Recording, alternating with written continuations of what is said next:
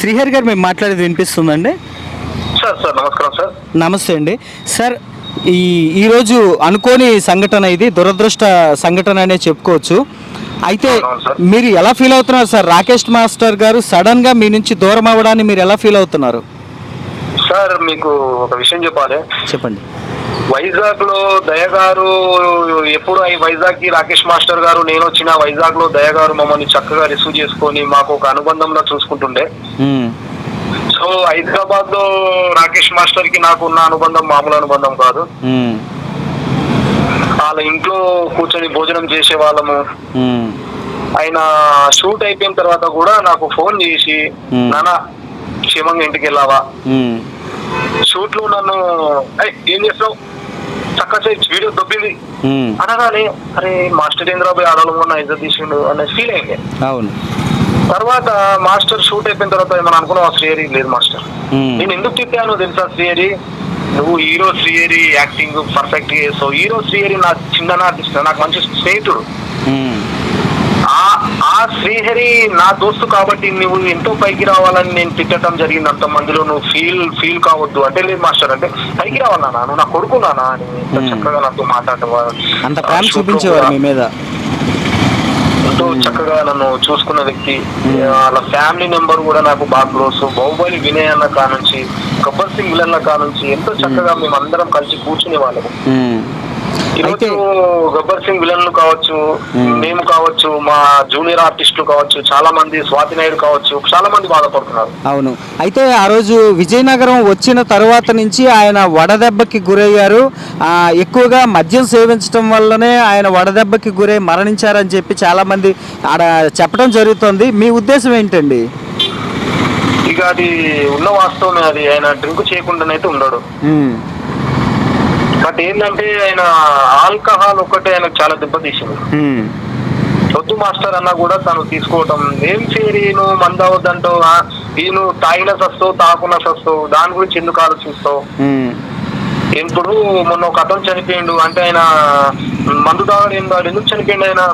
Master మరి అంతే కదా, మందుకు దీనికి సంబంధం లేదు, భగవంతుడు రాసి పెట్టాలి దేనికైనా అంటుంది.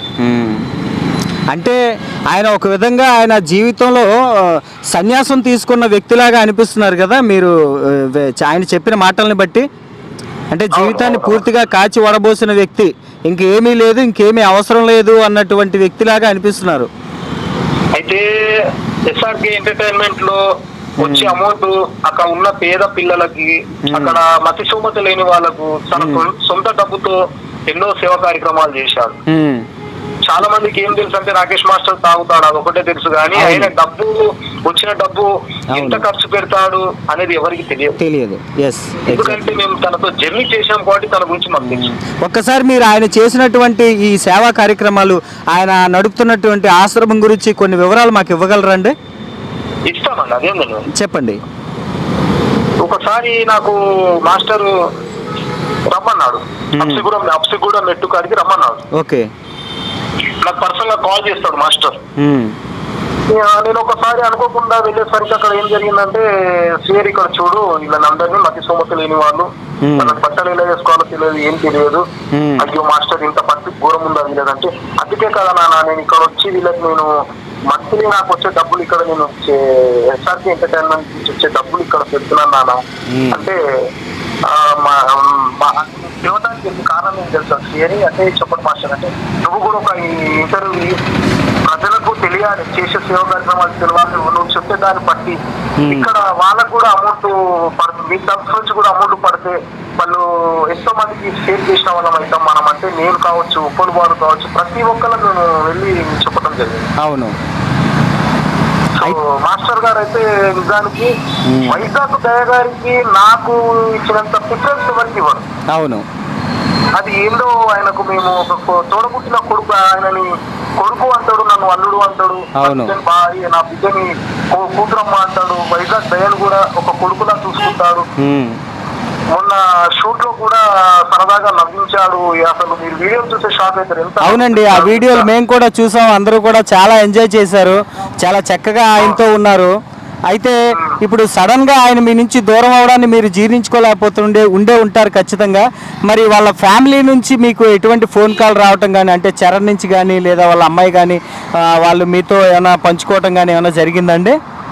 నాకు చరణ్ అంత క్లోజ్ గా ఉండరు, కానీ వాళ్ళ కూతురు రిషికమ్మ బాగా క్లోజ్ గా ఉంటది. అంటే నన్ను బాబాయ్ అని పిలుస్తుంది. ఓకే, బాబాయ్ అని పిలుస్తుంది. ఎలా ఉన్నావు బాబాయ్, బాగున్నావా అంటది. చాలా ప్రేమగా మాట్లాడుతుంది. నాకు చరణ్ కి ఫోన్ చేస్తే ఏడుస్తుండు. తను ఏడుచుకుంటే ఏం చెప్తున్నాడు అంటే, అలా నేను తర్వాత మాట్లాడతాను, నేను ఇప్పుడు ఏం మాట్లాడాలని ఫోన్ కట్ చేయడం జరిగింది. నేను బాహుబలి వినయ్ అని ప్రభాస్ ని చిన్నప్పుడు పాత్రలో ఎత్తుకుంటారు కదా బాహుబలి. అవును అవును, మన రాజమౌళి గారికి మంచి స్నేహితుడు. అవును, స్నేహితుడు కాదు, సారీ శిష్యుడు. అదే అతను నాకు ఫోన్ చేసి, శ్రీహరి అసలు ఏమైందన్నా వినయాలా, అసలు ఏమైందంటే అనుకోకుండా మాస్టర్ ఇట్లా చనిపోయిండు, మరి ఏంటి కార్యక్రమం ఇక్కడ ఎప్పుడు అంటే బోరబండలోనే శ్రీహరి అని చెప్పడం జరిగింది.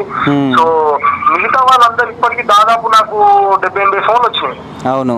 అయితే ఇంకొక విషయం అండి, ఇక్కడ మాస్టర్ గారు చనిపోక ముందే తన అవయవదానాన్ని కూడా ప్రకటించారని చెప్పి విన్నాము. అది నిజమేనండి? ఎంతవరకు అది కరెక్ట్? అవును, ఇది వాస్తవము. తను చెప్పటం వాస్తవము చెప్పిండు. మాతో కూడా నాతో ఊకే దయ గారు కూడా ఉన్నారు సాక్ష్యము. తను కూడా తన ముందే చెప్పాడు, నాన్న నేను చనిపోతే గనుక నా భార్య నా బిడ్డలని ఇంతే గౌరవంగా మీరు పలకరించాలి, నేను చనిపోయిన నా పిల్లల్ని ఒక్క కోరికొట్టి తీరుస్తావా శ్రీహరి అన్నాడు. చెప్పండి మాస్టర్ చెప్పండి అంటే, నా కూతురమ్మకి చెప్పండిరా నేను మంచి ఉండరా, నా భార్యకి చెప్పండిరా నేను మంచి ఉండరా, మమ్మల్ని విడపిస్తున్నారా అని చెప్పి ఒక అమ్మ మొన్నటిదాకా ఒక అమ్మ అన్నారు తిరిగారు కదా. అవును, ఆ అమ్మ పేరు చెప్పడం కూడా నాకు ఇష్టం లేదు. ఆమె కడుపు చల్లగా అయిందేమో నాకు తెలిసి. ఎందుకంటే ఆ మాస్టర్ ఎన్నెన్ని మాటలు అన్నారు. సో ఆమె గురించి కూడా 2 మాటలు చెప్తాను, వినండి. ఈ రోజు మాస్టర్ గురించి ఆమె అన్ని మాటలు చెప్తుంది కదా. ఈ రోజు ఆమె నెలకి 1 లక్ష 2 లక్షలు సంపాదిస్తుందంటే ఎవరి పుణ్యము, ఎవరు చీరలు పెట్టించారు, ఎవరు సపోర్ట్ చేయించారు, ఒక్కసారి గుర్తించాల్సిందిగా నేను మరీ కోరుకుంటాను. ఎందుకంటే గుర్తించకపోతే కరెక్ట్ కాదు. ఎన్నో నోటికొచ్చినట్టు వాడిని తింటా ఉంది. దీన్ని తీసుకుపోయింది షోకు, ఆయన తీసుకుపోయిండు, వాళ్ళని తీసుకుపోయి పంజగుట్ట పట్టణంలో షూటింగ్ తీస్తాడు, వాడికి రూములు ఇస్తాడా, వాడికి ఇస్తాడా అది ఇస్తాడా అన్నాడు. అమ్మా మీకు కూడా చెప్తున్నాను, గుర్తుపెట్టుకోండి. ఈ రోజు నువ్వు లక్షలు సంపాదించావంటే కేవలం రాకేష్ మాస్టర్ గారు పుణ్యాలా. డబ్బుంటే నువ్వు నిజంగా ఆయన మంచిగా చూసిన దాన్ని అయితే సాగుకురా. నేను ఛాలెంజ్ చేస్తున్నాను, నేను ఎంతమంది ఇస్తాను చూడండి. అవును, అది తప్పు, చాలా మటుకు తప్పు. రాకేష్ మాస్టర్ గారు తాగటం మాత్రం వాస్తవం, కానీ రాకేష్ మాస్టర్ ఏ ఆడపిల్లతో తప్పుగా ప్రవర్తించాడు, ఏ ఎవ్వరిని కూడా తిట్టే కూడా మళ్ళీ ఎంబడి అతను దగ్గర కూర్చుకుంటాడు. అవును, ఆయన వ్యక్తిత్వం అటువంటిది. కాబట్టి దయచేసి మీ మీడియా ద్వారా నేను చెప్తున్నాను, అతను చాలా మంచి వ్యక్తి. నిజానికి నేను చెప్పడం కాదు, ఆట సందీప్ గారు కూడా చెప్పారు. సందీప్ గారు కూడా నాకు బాగా క్లోజు. అతను కూడా చెప్పాడు మంచి రాకేష్ మాస్టర్ గురించి, శేఖర్ మాస్టర్ విషయంలో దర్శన వచ్చినప్పుడు కూడా తను కూడా చెప్పాడు, ఏమని మాస్టర్ గారు తిడతారు, అది కామన్ అది, కానీ ఆయన వ్యక్తిత్వం మంచిది, మళ్ళీ దగ్గర కూర్చోడానికి కూడా చెప్పారు. Right, thank you so much అండి. మీరు రేపు వెళ్తున్నారా అండి అక్కడికి? ఖచ్చితంగా వెళ్ళాలండి, ఎందుకంటే నాకు అన్నం పెట్టిన గురువు ఆయన. ఎస్, ఓకే, రైట్ అండి. Thank you sir. Thank you.